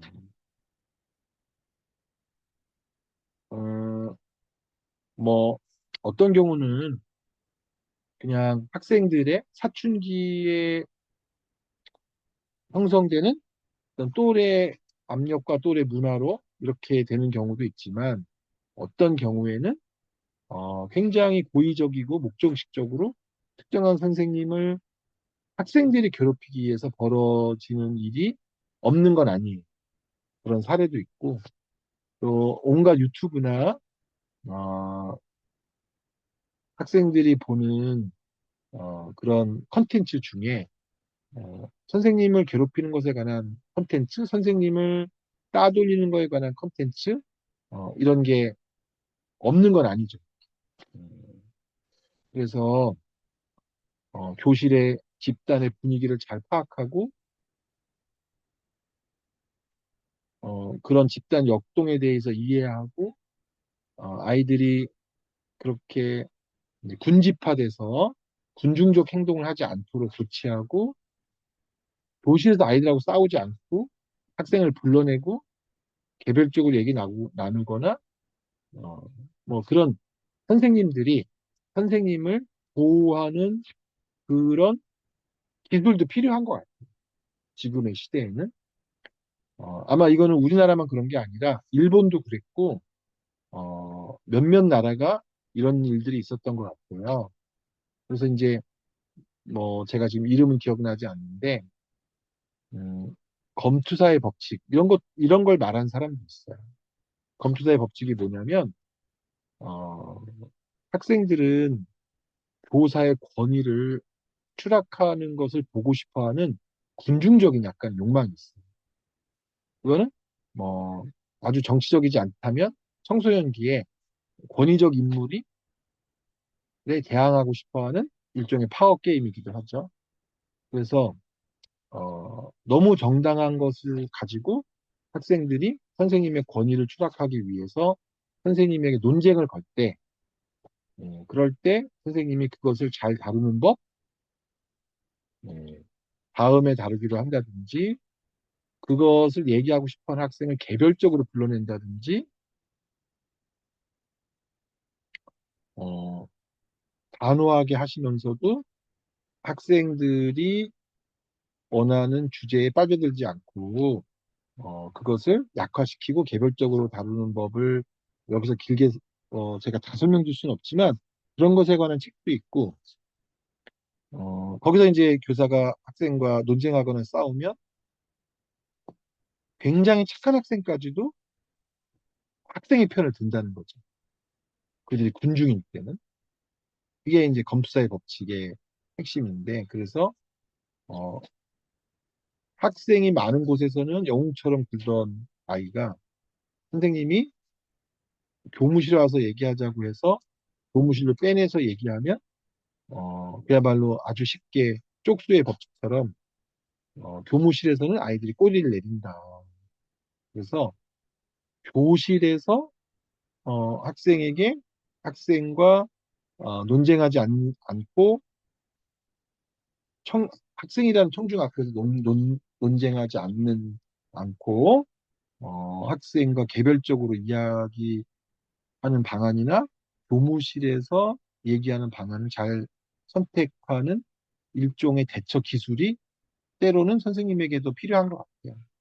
어, 근데 이제 어떤 선생님들이 여기서 이러다가 내 권위가 떨어진다 해서 아이를 논쟁에서 제압하려고 하다가 여러 가지 일들이 벌어지는 거죠. 네. 논쟁에서 제압하려고 하지 마시고 따로 불러내서 수업을 방해하려고 했던 것인지 정말 궁금했던 것인지 이야기를 나누고 아이들이 선생님과 학생이 논쟁하는 것에 구경꾼이 되지 않게 해야 된다. 그게 되게 중요한 대처 방식인 것과 동시에 음, 선생님 개인의 요소라기보다는 대단히 안타깝게도 지금 유튜브나 여러 쇼츠 릴스에 에, 이제 청소년 문화 안에서 예를 들어서 정치적인 이슈나 인권적인 이슈로 선생님을 힘들게 하는 일들이 적지 않게 벌어져서 아마 그것에 대한 당혹감 이런 것 때문에 이제 분개하고 그런 선생님들이 꽤 있으신 것 같아요. 얼마 전에 제가 강의 중에도 살짝 말씀드렸는데 어, 그 세종에서 어떤 학생이 선생님이 정치적 중립을 지키지 않는다라고 선생님에게 일종의 시비를 걸어서 그 선생님이 그 학생을 교실 안에서 그렇지 않다라고 얘기하는 과정에 말하자면 그 학생과 선생님이 논쟁하는 것으로 시간을 다 쓴 이후에 그 학생에게도 문제 제기를 당하고 그 논쟁으로 시간을 보냈다는 것 때문에 다른 학생들에도 문제 제기를 당해서 선생님 굉장히 곤혹스러워서 아주 힘들어했던 그럴 때 어떻게 대처해야 되느냐 하는 얘기를 나눈 적도 있었는데 이 시대는 사회적 상황이 그런 일도 벌어지는 상황이고 뭐 다른 나라들도 이 극우 청소년들의 그런 어, 도발적인 것 때문에 아마 교사들이 힘든 경우에 처하는 경우가 이제 있다는 것 때문에 뭐 혐오에 대한 교육이나 이 편견에 대한 교육 이런 게 이제 필요하다. 이런 주장이 있는 논문들도 많이 있더라고요. 아마 그건 이제 우리 시대의 반영인 것 같아요. 음.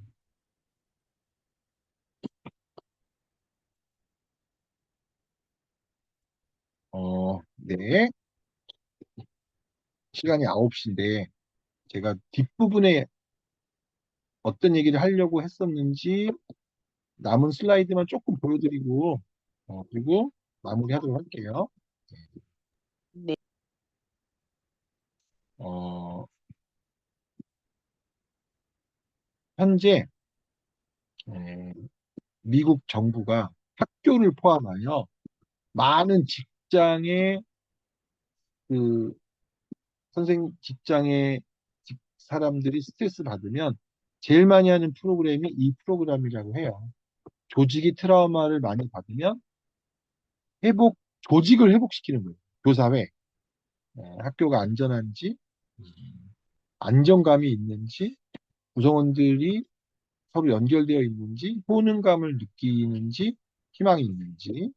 음, 그래서 조직이 스트레스를 받을 때 조직이 회복되려면 이 5가지를 회복해야 되더라라고 연구에서 밝혀진 것이라고 해요. 그래도 우리나라는 학교는 아직 안전하다. 미국은 총기 난사 가장 많은 장소가 학교래요. 안전감이 우리랑 좀 느낌이 다른 것 같아요. 음,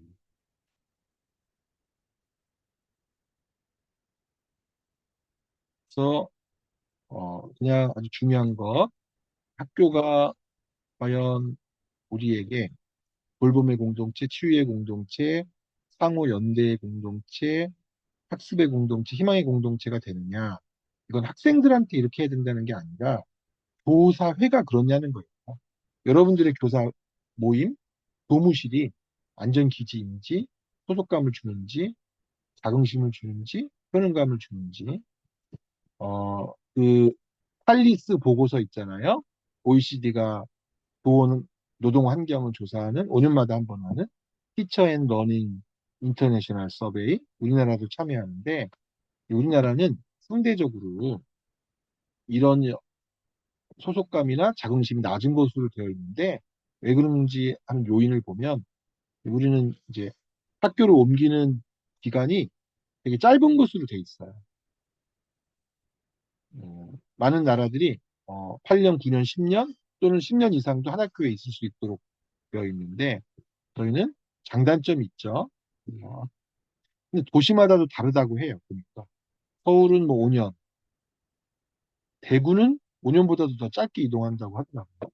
어, 그래서 이런 여러 가지 이제 정치가 있냐 하면서 마지막에 중요한 질문은 5가지라고 해요. 음, 여러분들은 안전한 곳에서 일하다고 느끼시는가요? 내가 일하는 곳에서 마음이 편하신가요? 나는 나와 일하는 사람들이 서로 연결되어 있다고 느끼시나요? 나는 일을 잘하고 있다고 느끼고 있나요? 내가 하는 일에서 희망을 느끼고 있나요? 이거를 이제 학교 구성원들하고 조직 구성원들하고 다 같이 얘기하면서 이렇지 못한 면이 있을 때 그것을 개선하는 활동을 통해서 전체 조직이 받은 트라우마를 이제 치유하는 걸 통해서 조직이 나아진다. 예, 이 여기서 말한 5가지가 조직의 सक्세스 회복에 필수적이다라는 말씀을 드리고 사실 선생님이란 직업은 특히 음, 아이들의 아이들이 쏟아내는 감정 이거를 받아낸다는 측면에서 이 얘기 많이 들어보셨죠? 심리적 쓰레기통이 되는 순간이 많다.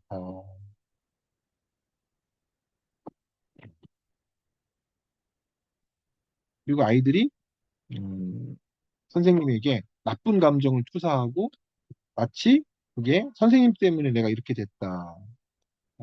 이런 얘기가 빈번하게 일어나기도 하고 아이들은 선생님이 얼마나 참는지 테스트하는 것은 성장 과정의 일부라고 주장하는 학자도 있어요. 선생님 이것도 참으세요? 이거 언제까지 참을 수 있어요? 이걸 또 한편으로는 이제 심리적으로 견디는 걸 또 하셔야 되고 또 내가 굉장히 유능하고 훌륭한 사람이다라는 생각을 갖고 있는 선생님들은 더 힘드시죠.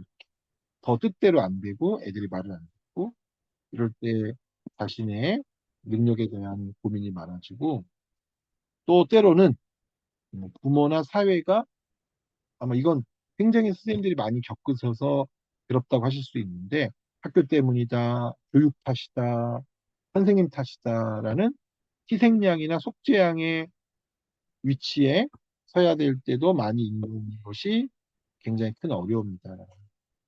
그럼 이 고통을, 이 교사가 되면 학교에 있으면 어쩔 수 없이 겪는 고통이다라고 정신분석가들이 말했는데 이 고통을 치유하기 위해서 어떻게 되느냐? 나는 한계가 있다. 내가 다 잘할 수가 없다. 내가 다 해결할 수가 없다. 나만 한계가 있는 게 아니라 모든 교사가 한계가 있죠. 음, 두 번째는 어, 동료 교사랑 잘 지내는 게 정말 중요해요. 치유적으로도 중요해요. 동료 교사랑 서로 의지하고 동료 교사랑 얘기 나누고 어, 어, 나만 상처받는 게 아니라 교사들이 모두 이제 상처받고 교사들이 그 상처받은 교사들 서로 협력하는 게 되게 중요하고 마지막으로는 이렇게 힘든 거를 얘기할 수 있는 자리가 꼭 필요하다. 교육과정에 관한 이야기, 학교의 운영에 관한 이야기도 필요하지만 교사가 어떤 게 힘든지에 관한 얘기도 꼭 필요하다. 힘든 것을 언어화할 수 있는 그런 기회가 꼭 필요하다. 이런 얘기 하면서 너무나 정서적으로 상처받는 교사들과 상담할 때는 거리두기를 하라고 저희가 다 말해요. 거리두기를 해라. 인지적으로도 거리를 둬라. 음, 그리고 정서적으로도 거리를 둬라. 언어적으로도 거리를 둬라. 이런 얘기하고 학교를 나가면 학교 생각을 하지 않기로 하자. 그리고 이제 여기 마지막으로 제가 얘기하고 싶은 것은 동료 교사를 지지한다는 거예요. 음, 음, 그냥 슬라이드 끄고 얘기하고 시간상 마무리하자면 학교에서 트라우마를 받은 선생님 대상의 연구가 있어요. 그래서 본인이 학교 때문에 너무나 많은 상처를 받았다. 이분들 중에 계속 우울하게 지내건 학교를 그만둔 선생님이 계시고, 그럼에도 불구하고 굉장히 나는 훌륭한 교사로 잘 지내고 있다는 그 그룹을 대조 연구했어요. 그랬는데, 그럼에도 불구하고 난 되게 훌륭한 교사로 잘 지내고 있다. 나는 선생님과 나는 교사를 그만뒀다. 나 학교 뭐 진절머리 난다. 이렇게 말했던 선생님들 두 집단의 차이가 뭐냐? 두 집단이 어떤 갈림길에서 다른 입장이 됐냐? 그 연구의 결과가 두 가지가 나왔는데 하나는 개인이 그 선생님들이 나는 좋은 교사이고 싶다. 이 마음을 포기하지 않은 사람, 개인적으로. 근데 이것만으로는 이 선생님이 나는 여전히 훌륭한 교사다가 될 수 없었어요. 두 가지가 있었어요. 하나 더가 뭐냐면 계속 좋은 교사로 일하고 있고 교사로서의 자긍심과 행복을 느끼고 있는 선생님들은 나도 노력했지만 나를 지지해준 교사가 있었어요. 근데 제가 느끼는 거는 우리 한국 선생님들이 동료 교사의 지지를 너무 별것 아닌 것처럼 생각하는 게 좀 안타까워요. 많은 실제적 연구 결과는 제가 좀 전에도 한 1시간 전에도 말씀드렸는데 나의 개인적 노력만큼 타인이 나를 응원하고 지지해주고 격려해주는 게 강력한 치유의 요인이다. 어, 트라우마를 받고 그럼에도 불구하고 외상 후 성장이라고 말하는데 트라우마 이전보다 더 강해진 분들은 두 가지가 있었다. 개인의 노력과 동료의 지지, 사회적 지지. 사회적 지지는 약만큼 좋다. 여러분들이 힘든 동료 교사에게 커피 한 잔, 사탕 하나, 또 내가 지지하고 격려한다라는 말 한마디, 이거는 그냥 해도 좋고 안 해도 좋은 게 아니라 그 사람을 회생시키는 강력한 힘이 된다. 그 말씀을 어, 드리고 싶고, 그래서 힘들어하는 동료 교사에 대한 지지 체계, 어, 이게 어, 교사 사회에 아주 중요한 이제 힘든 교사들을 힘들지 않게 할 수 있는 강력한 요인이다. 동료 교사의 지지, 사회적 지지, 그 얘기를 끝으로 어, 제 얘기는 마무리하도록 하겠습니다. 네, 오늘 경청해 주셔서 감사하고 미래학교 자치연구소 초대해 주셔서 고맙습니다. 네, 감사합니다.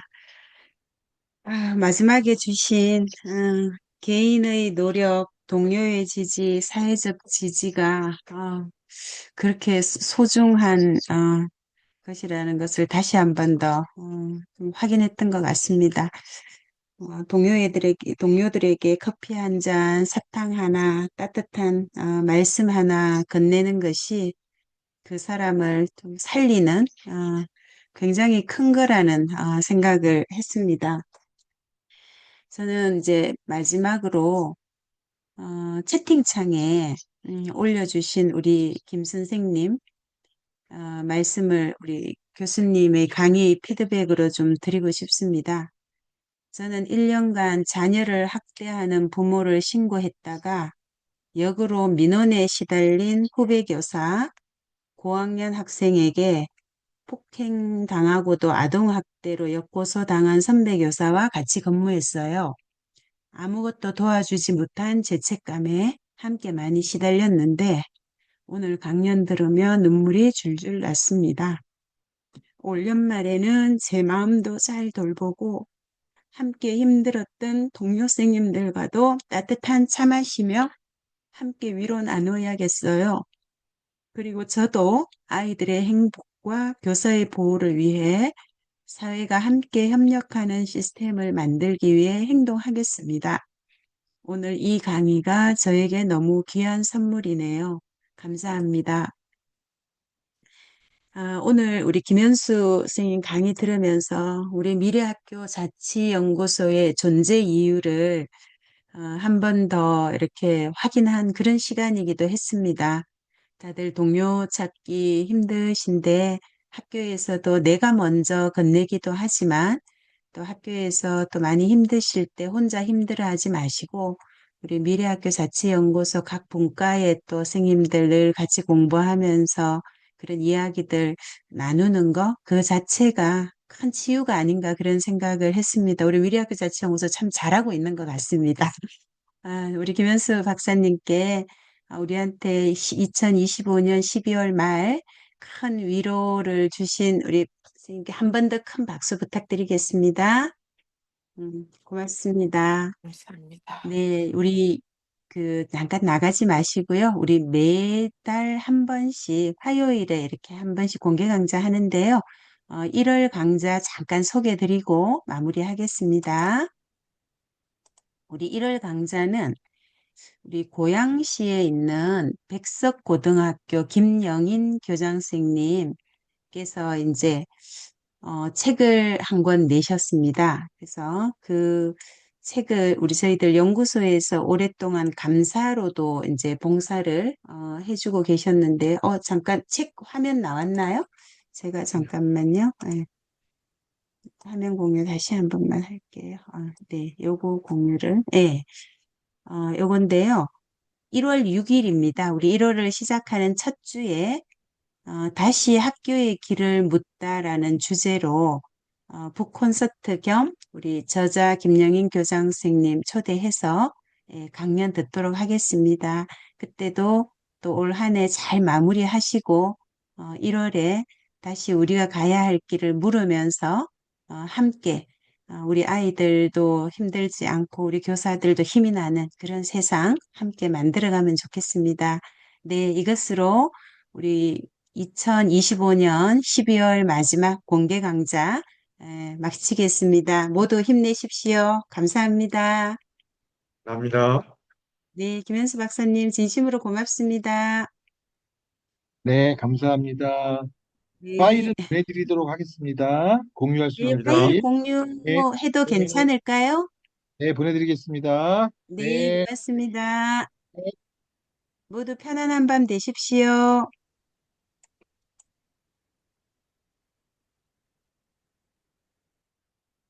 소장님, 네, 1월 화요 네, 강좌가 말씀하세요. 6일 날 바로 시작됩니까? 예, 6일 날. 녹화 1월, 중지해서 녹화 중지하셔도 될 것 같아요. 아, 네. 네, 네.